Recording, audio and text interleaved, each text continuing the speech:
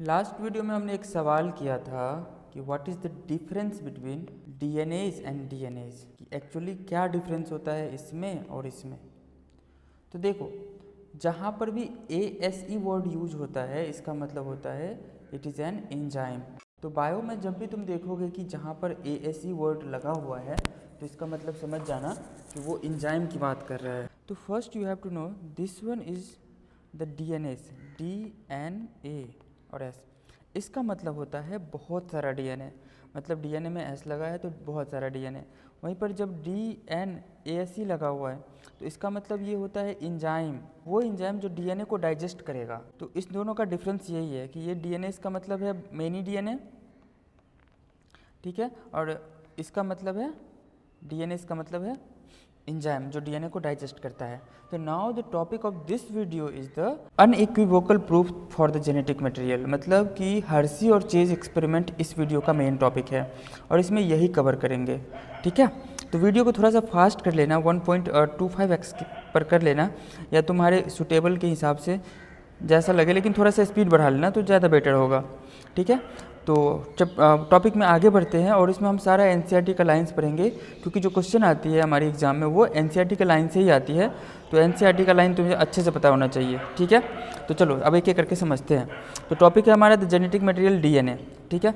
और इसका हम पढ़ रहे हैं कि ये जेनेटिक मटेरियल DNA का मतलब एक्सपेरिमेंटली कैसे, मतलब सबसे पहले पता चला कि DNA ही जेनेटिक मटेरियल है। The unequivocal proof for the DNA is the genetic material came from the experiment of Alfred Hershey and Martha Chase. देखो, ये जो एक प्रूफ होता है ना, जिसका कोई मतलब एक्सेप्शन नहीं है, मतलब कि प्रूव कर रहा है इस चीज़ को कि DNA ही जेनेटिक मटेरियल है, ये हमें तब पता चल पाया जब ये एक्सपेरिमेंट हुआ हर्सी और चेज के द्वारा 1952 में।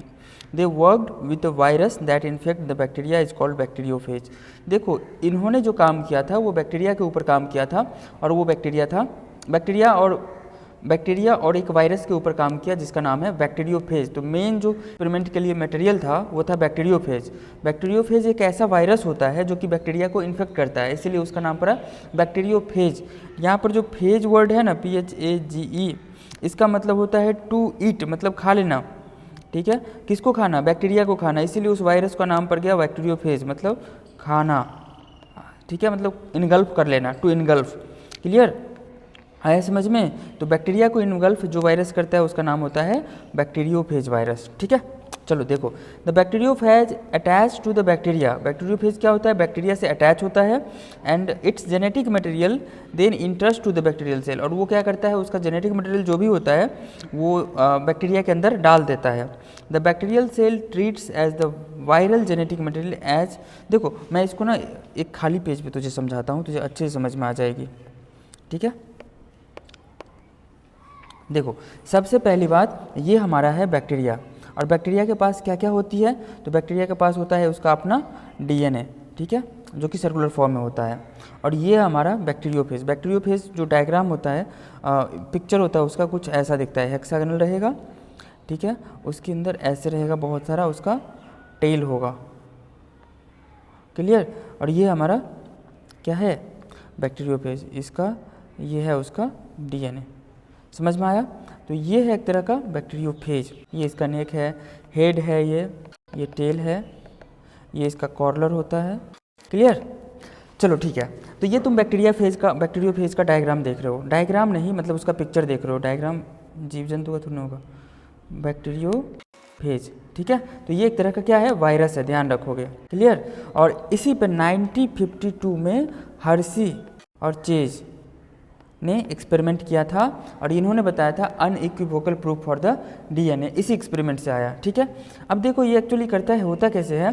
तो इसका देखो साइज जो है, वायरस का साइज बैक्टीरिया के कंपेयर में काफ़ी छोटा होता है, ठीक है। अब जैसे कि हमारे पास ये बैक्टीरिया है, ठीक है, ये बैक्टीरिया है, तो यहाँ पर क्या होगा ना, उसका अपना ये जेनेटिक मटेरियल है, ठीक है। और क्या होगा ना, ये जो वायरस है ऐसे आएगा, ठीक है, और उसका जो टेल होता है ना, टेल, इससे वो अपने आप को अटैच कर लेगा इसमें ऐसे करके, ठीक है। और इसका जो भी DNA मटेरियल था, ठीक है, इसको अंदर में डाल देगा, क्लियर, वो कुछ ऐसे फिर आएगा और ये जेनेटिक मटेरियल इससे अटैच हो जाएगा, क्लियर। उसके बाद ये बहुत सारा जो भी, अब देखो जेनेटिक मटेरियल इसका जैसे ही इससे अटैच हुआ तो ये क्या करेगा, ये डीएनए कॉपी होना स्टार्ट हो जाएगा और इसके अंदर से बहुत सारा जो बैक्टीरियोफेज का डीएनए है वो भी कंप्लीट कॉपी हो जाएगा, ठीक है। और उसके बाद प्रोटीन तो होता ही है, तो इसके अंदर बहुत सारा बैक्टीरियोफेज का फॉर्मेशन हो जाता है, ठीक है। ओके, ये रहा इसका डीएनए। चलो देखो, अब यहाँ पर एक चीज़ समझने वाली बात ये है कि ये जो होता है ना, ये बाहर का जितना भी है ये सब प्रोटीन से बना होता है, और इसका जो जेनेटिक मटेरियल है वो ये होता है न्यूक्लिक एसिड यानी कि डीएनए। क्लियर? तो ये प्रोटीन है और ये न्यूक्लिक एसिड है। क्लियर? और एक और चीज़ ध्यान रखना, डीएनए में सल्फर नहीं होता है, इसका ध्यान रखोगे। Clear? DNA does not contain sulphur, ठीक है। डीएनए में सल्फर नहीं होता है। तो यहाँ पर जो प्रोटीन है, प्रोटीन को जो लेबल किया जाता है ना, यहाँ पर you must have to know this, protein जो होता है उसको सल्फर से लेबल किया जाता है क्योंकि उसमें होता है, और जो डीएनए होता है उसको फॉस्फोरस से लेबल करते हैं। वैसे क्या देखते हैं आगे इसमें क्या लिखा हुआ है आगे, ठीक है। आगे देखना, Hershey and Chase work to discover whether it was the protein और DNA from the virus that entered into the bacteria. अब यहाँ पर ये क्वेश्चन था, इस चीज़ को ये समझने की कोशिश कर रहे थे हर्सी और चेज कि आखिर बैक्टीरिया के अंदर क्या जाता है, ये प्रोटीन वाला पार्ट जाता है या इसका अंदर में जो डीएनए वाला पार्ट है वो जाता है, ठीक है। तो इस चीज़ को पता करना था उसे। तो उन्होंने क्या किया, दे ग्रो सम वायरसेस, उसने कुछ वायरस को ग्रो किया on a medium that contain the radioactive phosphorus and some other medium that contain the radioactive sulphur. देखो, रेडियो एक्टिव फॉस्फोरस और रेडियो एक्टिव सल्फर अलग अलग medium है, जैसे कि ये एक मीडियम है और दूसरा ये मीडियम है, इसमें फॉस्फोरस है और इसमें सल्फर है, दोनों में उन्होंने वायरस को ग्रो किया, ठीक है। अब सुनो क्या हुआ, तो अलग अलग तरह के वायरस आएंगे। अब देखो, हमें नहीं पता कि फॉस्फोरस कौन सा पार्ट लेवल होगा और कौन सा इसका, इसमें एक मिनट देखो, फॉस्फोरस वाला ये है, सल्फर वाला ये है। क्लियर? इसमें भी हमने बैक्टीरियोफेज को ग्रो किया, इसमें भी हमने बैक्टीरियोफेज को ग्रो किया। अब यहाँ से जो हमारा बैक्टीरियोफेज आएगा उसके पास रेडियो एक्टिव फॉस्फोरस होगा, और यहाँ से जो बैक्टीरिया आएगा उसके पास रेडियो एक्टिव सल्फर होगा, ठीक है। अब एक बात ध्यान से सुनो, इसका जो प्रोटीन पार्ट होगा, ठीक है, वो रेडियो एक्टिवली लेबल्ड हो जाएगा। क्यों? क्योंकि प्रोटीन के पास सल्फर होता है, तो ये रेडियो एक्टिव वाला पार्ट इसमें चला जाएगा। लेकिन इसका जो डीएनए होगा, डीएनए में तो फॉस्फोरस होता है ना, तो उसका डीएनए वाला पार्ट क्या हो जाएगा, रेडियो एक्टिवली लेबल्ड हो जाएगा। ऐसा इसीलिए होगा, इसमें डीएनए में सल्फर नहीं आएगा। सल्फर वाला जो एक्टिव पार्ट था, ये जो सल्फर था, वो इसके डीएनए को कुछ नहीं कर पाएगा, क्योंकि डीएनए में सल्फर नहीं होता है। तो हमारे पास दो बैक्टीरियोफेज तैयार हो गए हैं, दो तरह के, एक के पास रेडियो एक्टिव फॉस्फोरस है, दूसरे के पास रेडियो एक्टिव सल्फर है। Viruses grown in the presence of the radioactive phosphorus, virus को ग्रो किया गया रेडियो एक्टिव फॉस्फोरस में, contain radio active DNA but not radio active protein. देखो, जिसको फॉस्फोरस में ग्रो किया गया उसका डीएनए तो रेडियो एक्टिव हो गया, क्योंकि फॉस्फोरस होता है डीएनए में और फॉस्फोरस प्रोटीन में नहीं होता है।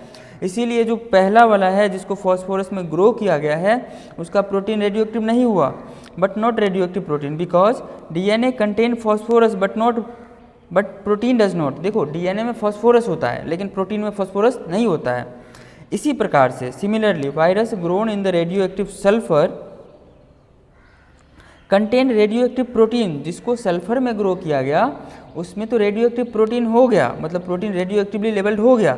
लेकिन जो रेडियो एक्टिव डीएनए था वो ऐसा नहीं हो, मतलब डीएनए रेडियो एक्टिव नहीं हो पाया क्योंकि डीएनए में सल्फर नहीं होता है, ठीक है, क्योंकि DNA does not contain sulphur. इस लाइन को तो याद ही कर लो, ये तुम्हारे एमसीक्यू में भी आएगा, ठीक है। DNA does not contain sulphur, तो इसको 2-3 बार और रीड करो तो अच्छे से समझ में आ जाएगी। क्लियर? चलो आगे बढ़ते हैं।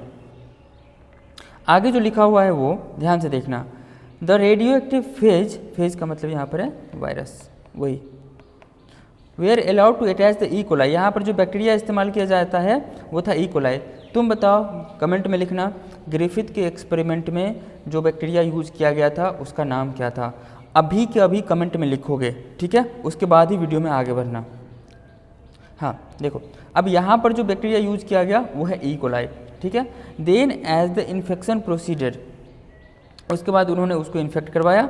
The viral coats were removed from the bacteria, उसके बाद जो वायरल कोट होता है वो बैक्टीरिया से रिमूव हो जाता है by agitating them in the blender. अब क्या किया जाता है ना, एक ब्लेंडर का यूज़ किया जाता है जहाँ पर इन सबको इन्फेक्शन और सेपरेशन करवाया जाता है। ब्लेंडर मतलब कि एक मशीन होता है सेंट्रीफ्यूग मशीन, उसमें डाल करके पूरा एकदम घुमाते हैं काफ़ी ज़ोर से, ठीक है। The virus particles were separated from the bacteria by spinning them to the centrifuge. एक मशीन होती है ना गोल सी, ठीक है, ऐसा एक इस टेस्ट ट्यूब जैसा होता है और इसको हम काफ़ी तेज़ घुमाते हैं ऐसे, ठीक है, तो कुछ कुछ पार्ट यहाँ पर आ जाते हैं। क्लियर? तो सेंट्रीफ्यूज मशीन में इसको हम घुमाते हैं, उसके बाद हम सेपरेट कर लेते हैं चीज़ों को। Bacteria which was infected with the virus that had the radioactive DNA way radio active. देखो, उस बैक्टीरिया को जिसको रेडियो एक्टिव डीएनए वाले वायरस से इन्फेक्ट कराया गया था, वो बैक्टीरिया भी रेडियो एक्टिव हो चुका है, indicating that the DNA was the material that passed from the virus to the bacteria. इसका मतलब ये हुआ कि जो बैक्टीरिया में आया है, वायरस से जो भी चीज़ आया है वो डीएनए आया है, क्योंकि रेडियो एक्टिव डीएनए था, बैक्टीरिया भी रेडियो एक्टिव हो गया है। Bacteria that were infected with the virus, अब वो बैक्टीरिया जो कि वायरस से इन्फेक्ट हुआ है जिसके पास रेडियो एक्टिव प्रोटीन था, वो रेडियो एक्टिव नहीं हो पाया, मतलब वो बैक्टीरिया रेडियो एक्टिव नहीं हो पाया जो बैक्टीरिया को इन्फेक्ट करवाया गया था रेडियो एक्टिव प्रोटीन वाले वायरस से। क्लियर? आगे देखना, this indicates that the protein did not inter into the bacteria from the virus. इसका मतलब ये हुआ कि प्रोटीन जो है वो बैक्टीरिया में नहीं आया, वायरस से बैक्टीरिया में नहीं आया। DNA is there for the genetic material is passed from virus to bacteria. इसका मतलब ये हुआ कि डीएनए वो जेनेटिक मटेरियल है जो कि वायरस से बैक्टीरिया के अंदर पास होता है। अब यहाँ पर ध्यान से देखो, दो केस लिया गया, पहला में लिया गया है रेडियो एक्टिव सल्फर, दूसरा में radio active phosphorus. Clear? Bacteriophage है दोनों।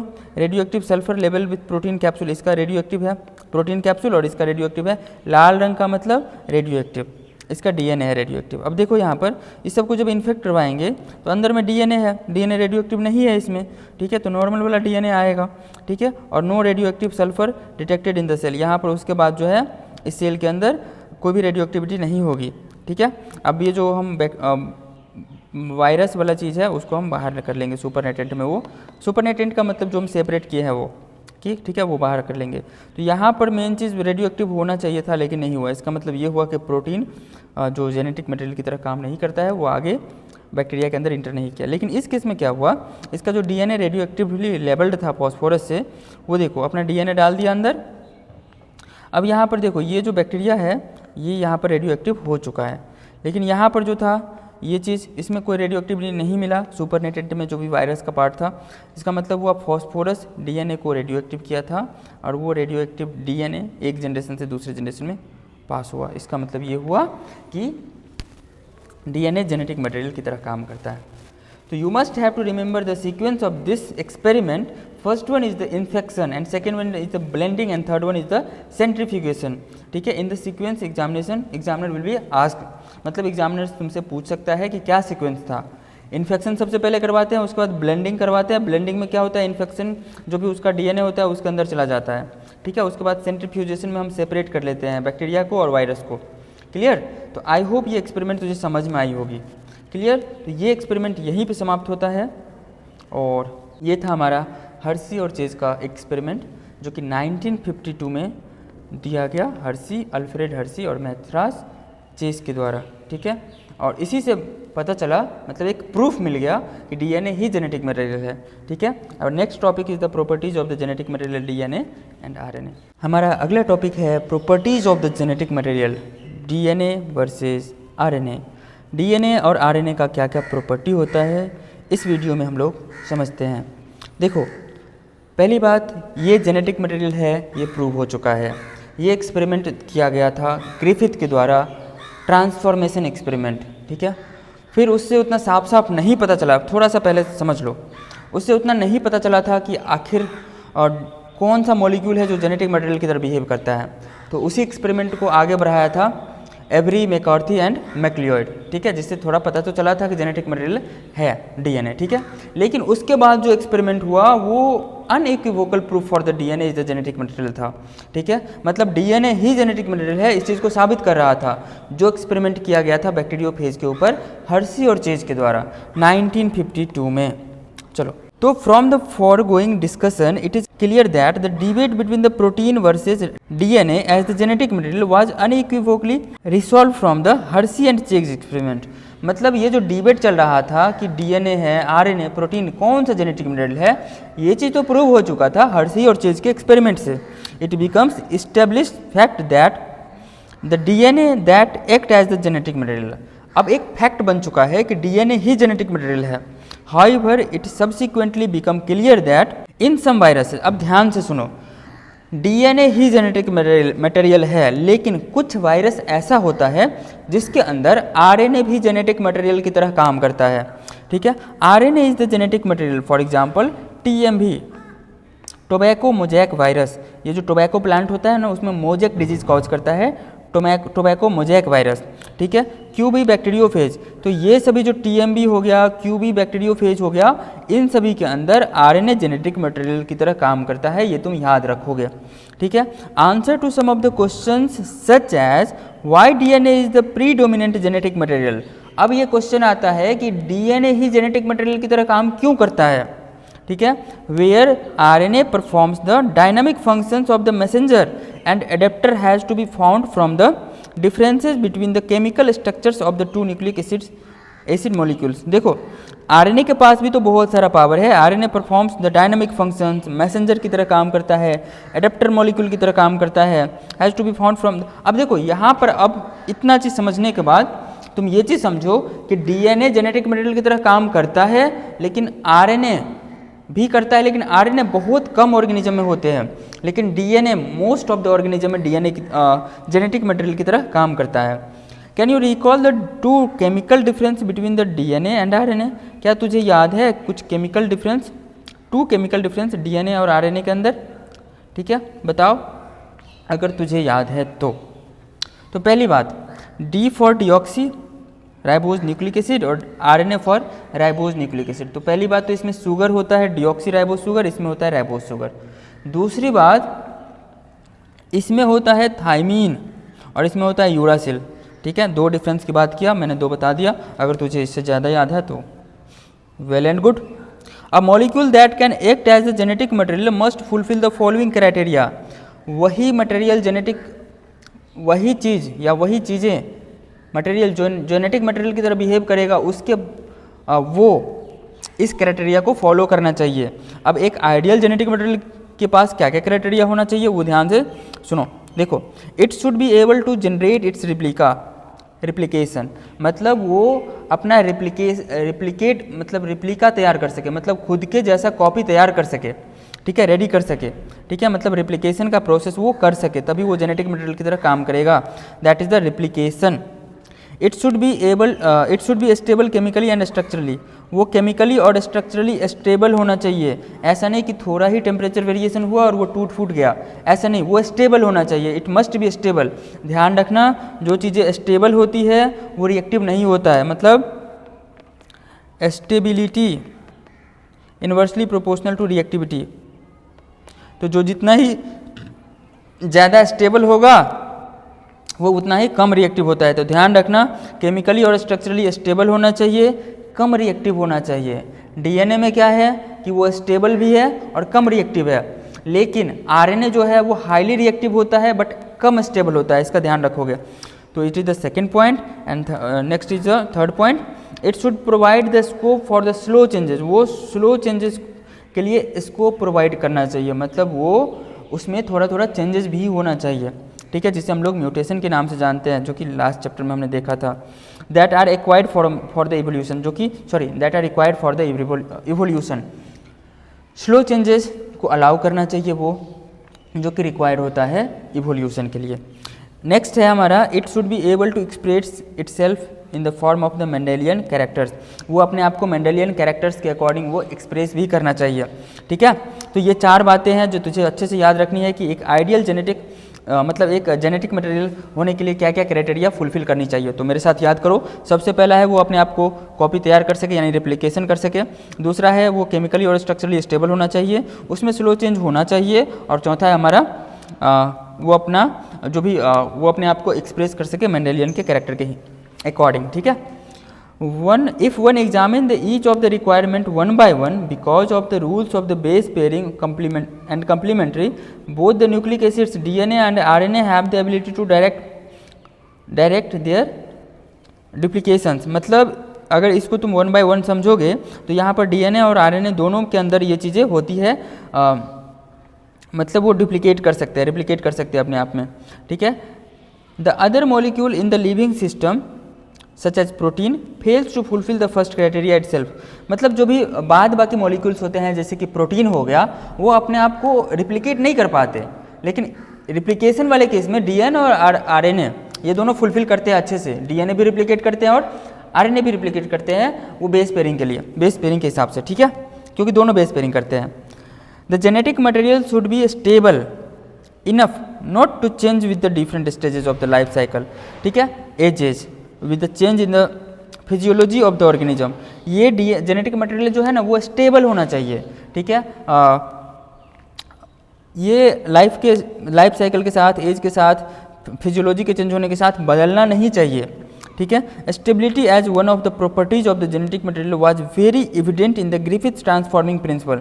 ये जो स्टेबिलिटी वाला चीज़ है वो ग्रिफिथ के ट्रांसफॉर्मिंग प्रिंसिपल में काफ़ी अच्छे से देखा गया। वहाँ पर जो हो रहा था, वहाँ पर क्या हो रहा था, वो हीट किल कर दिया, गर्म कर दिया बैक्टीरिया को, तो उसका जो जेनेटिक मटेरियल था वो ख़राब नहीं हुआ, वो डीएनए जो था वो ख़राब नहीं हुआ। लेकिन जब हीट किल्ड बैक्टीरिया को उसके साथ नॉर्मल वाले जो रफ वाला था उसके साथ मिक्स किया गया तो रफ को भी चेंज कर दिया स्मूथ में। ठीक है, ये हमें अच्छे से देखने को मिला था ग्रिफिथ के एक्सपेरिमेंट में। Itself that heat will be killed heat which killed the bacteria. Heat जो था वो बैक्टीरिया को तो मार दिया, at least did not destroy the some of the properties of the genetic material. लेकिन वो जो जेनेटिक मटेरियल था उसके प्रॉपर्टी को डिस्ट्रॉय नहीं कर पाया। This now can easily be explained in the light of the DNA that the two strands बिगिन complementary if separated by heating come together. अब यहाँ पर एक चीज़ ध्यान रखो कि जब तुम डीएनए को हीट देते हो तो डीएनए का जो दोनों स्ट्रैंड है, ये जो दोनों स्ट्रैंड है वो दोनों तो सेपरेट हो जाते हैं, लेकिन जब जैसे ही कूल डाउन करोगे ये अपने आप को फिर से क्या कर लेंगे, अपने आप को पेयरिंग कर लेंगे फिर से। ठीक है, आगे देखो, when appropriate condition is provided तो वो पेयर कर लेगा। Further 2' group present at every nucleotide in the RNA is reactive. अब देखो आरएनए में क्या होता है, 2' ग्रुप पाया जाता है। ठीक है, जो कि काफ़ी रिएक्टिव ग्रुप होता है। And it makes RNA liable and easily degradable. वो रिएक्टिव हो जाता है। देखो 2' ग्रुप के होने की वजह से आरएनए काफ़ी रिएक्टिव होता है, जिसकी वजह से वो ईजिली डिग्रेड हो जाता है, मतलब ख़त्म हो जाता है। ठीक है, RNA is also now known to be the catalytic, मतलब आरएनए को कैटलिटिक प्रॉपर्टी, आरएनए में कैटलिटिक प्रॉपर्टी भी पाया जाता है, इसलिए वो रिएक्टिव होता है। Therefore DNA chemically less reactive, याद रखना डीएनए केमिकली जो होता है वो लेस रिएक्टिव होता है एंड स्ट्रक्चरली मोर स्टेबल होता है। तो ध्यान रखना जो कम रिएक्टिव है वो ज़्यादा स्टेबल होगा। When compare to the RNA, मतलब आरएनए के कंपेयर में बात करें तो डीएनए केमिकली लेस रिएक्टिव होता है बट मोर स्टेबल होता है स्ट्रक्चरली, इसे याद रखना।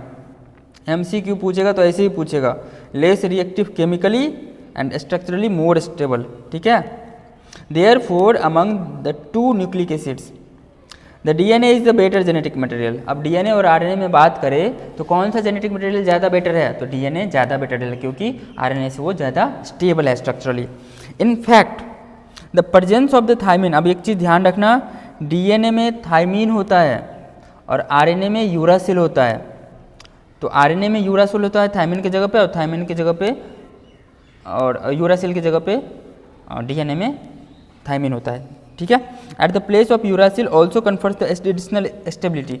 थायमिन का होना डीएनए को एडिशनल स्टेबिलिटी प्रोवाइड करता है। ठीक है, detail discussion about this requires understanding of the process of the repair of DNA. You will study this process in the higher classes. ये सब बात की बातें हैं। चलो आगे देखना, डीएनए और RNA are able to mutate, दोनों म्यूटेट करते हैं, लेकिन आरएनए काफ़ी तेज़ी से म्यूटेट करते हैं, डीएनए स्लो म्यूटेट करते हैं। In fact RNA being unstable mutate eight faster rate, RNA काफ़ी तेज़ी से म्यूटेट करते हैं, म्यूटेशन होता है, स्लो चेंजेस मतलब चेंजेस होता है उसमें। Consequently viruses having RNA genome and having the shorter life span mutate and evolve faster. तो जो बैक्टीरिया में आरएनए जेनेटिक मटेरियल होता है वो काफ़ी फास्ट में वो म्यूटेट होता है और अपने आप को चेंज कर लेता है, इवॉल्व कर लेता है।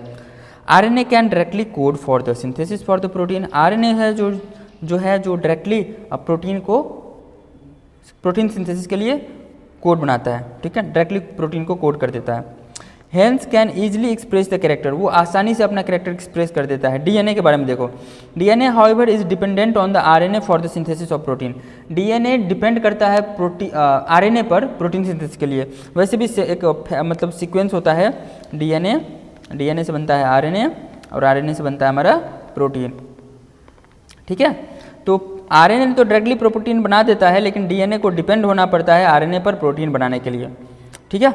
चलो आगे देखो, the protein synthesis machinery has evolved around the RNA, the above discussion indicate both DNA and RNA can function as a genetic material, but DNA being more stable is preferred for the storage of the genetic information, for the transmission of the genetic information RNA is better. ध्यान से सुनो, DNA उस चीज़ के लिए better होता है, मतलब काफ़ी स्टेबल है। देखो डीएनए और आरएनए दोनों जेनेटिक मटेरियल की तरह काम कर सकता है, लेकिन जो डीएनए है वो ज़्यादा स्टेबल होता है, ठीक है, और ज़्यादा स्टेबल होने की वजह से वो ज़्यादा ज़्यादा प्रेफर करता है जेनेटिक मटेरियल, जेनेटिक इन्फॉर्मेशन को स्टोर कर सके।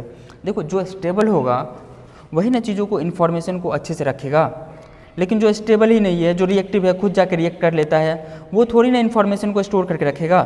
तो storage of the genetic material के लिए काफ़ी स्टेबल होता है डीएनए, ठीक है।